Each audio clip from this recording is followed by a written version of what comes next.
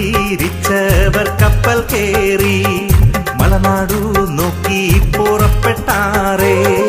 കൊടുങ്ങല്ലൂരങ്ങീതെ വന്നിറങ്ങി കൊച്ചിലഴിമുഖം കണ്ടവാറേ.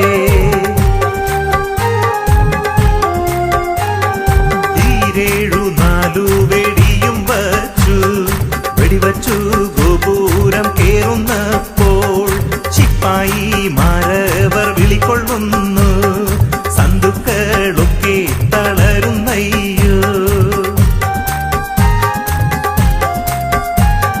പള്ളിത്തണ്ടിന്മേൽ കൊടിയും കുത്തി തണ്ടിനു മീതെ രാജവർ